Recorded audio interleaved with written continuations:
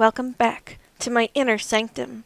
I am your hostess, Countess Elizabeth, mistress of the macabre, and today we will explore the most famous Himalayan mountaineering disaster, the 2008 K2 mountaineering disaster. K2 is similar to Everest as being a huge feat for an experienced mountaineer. However, the 2008 season was the most deadliest mountaineering expedition in history. So let us get ready and meet at base camp so we can explore our grotesque curiosity. K2 is the second highest mountain on Earth after Mount Everest, with a peak elevation of 8,611 meters, or 28,251 feet. K2 is part of the Karakorum range, not far from the Himalayas, and is located on the border between Pakistan and China. Nearly 80 people have died while climbing K2, and it is considered one of the most grueling climbs in the world. And while nearly 4,000 people have attempted to climb Everest, only 300 have attempted to climb K2. It is known as the most deadly mountain in the world.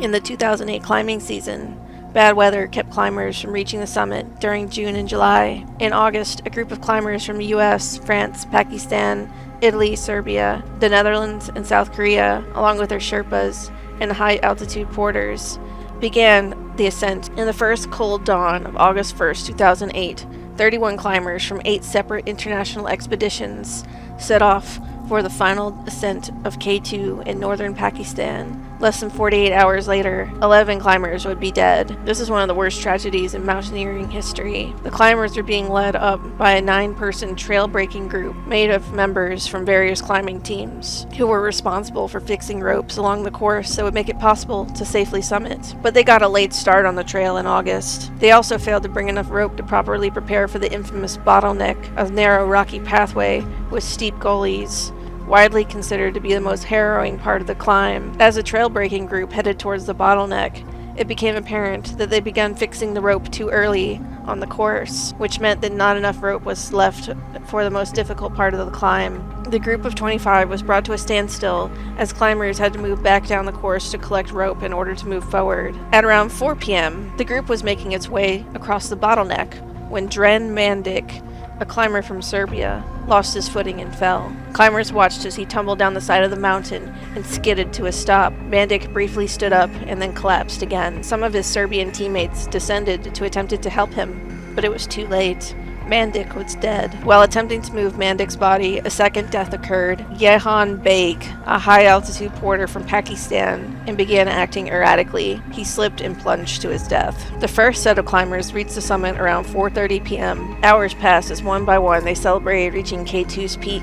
The last climbers to head off the mountain were Marco Confortola from Italy and Gear MacDonald from Ireland at around 7:30 p.m. Because of the late start, they would be setting back down to Camp 4 in the dark. At around 8:30 p.m., a group of Norwegian climbers were passing down through the bottleneck on their way back down when a chunk of serac fell on them, dislodging and cutting off the fixed lines that had been in place to help them descend, effectively stopping the group in their tracks. And as the heavy, sharp ice fell down upon them, Norwegian climber Rolf Bay lost his footing. His wife Cecilie Skog and their teammate Lars Flato Nessa watched helplessly as Bay fell to his death. The edge of the gigantic ice shelves sheared off, sending blocks of ice down the mountain's infamous bottleneck that killed one of the climbers and swept away the network of ropes that the teams needed to get down. Trapped in the darkness in K2's death zone, where body and mind gradually break down due to lack of oxygen, the mountaineers had to climb down without ropes or stay overnight in the plummeting temperatures. Skog and Nessa began moving down the mountain without fixed lines, relying on their pickaxes and crampons to make it back to Camp 4. While some experienced climbers were able to free solo down in the dark, less experienced climbers who had made it up the mountain with the help of guides were stranded without the ropes. A group of several South Korean climbers became entangled in the dislodged ropes and were forced to wait for someone to come rescue them in K2's death zone. While climbing up K2 is obviously dangerous, it's actually descending from the summit that takes most lives. 1 in 4 climbers who successfully summited K2 will not survive the descent. That's because the extended time in the death zone can leave climbers in a state of extreme hypoxia. Deprived of oxygen, the cells begin to die, and sufferers can experience extreme disorientation and confusion as the body shuts down. This is the same fate as those who died in Everest's death zone. As climbers Van de Gevel and de Barende set out from the summit, De Alberenda appeared sluggish and out of sorts. De Alberenda signaled for Van de Gevel to go ahead of him, and then suddenly Van de Gevel looked back at De Alberenda and he was gone. He too had slipped off the side of the mountain. Italian climber Marco Confortola and Dutch climber Wilco van Rooyen were both treated for severe frostbite and lost toes. Rooyen spent 2 full nights on the mountain by himself, experiencing hallucinations and snow blindness. There were so many moments when I thought I saw a climber and thought I heard voices, but I knew that there couldn't be people there, Rooyen said of the ordeal. It was a scary moment when I knew I was reaching my limits. I was thinking that no one knows where I am and they will not be coming back. The biggest mistake we made was that we tried to make agreements, Rooyen said, speaking of the large number of climbers from different countries and teams attempting to share responsibility. Some people did not do what they promised, he continued, signaling out the Korean team, failing to bring proper supplies to Camp 4. In total, 11 men, Kim Hyo, Park Kyong, and Wang Dong from Korea, Jimik Bota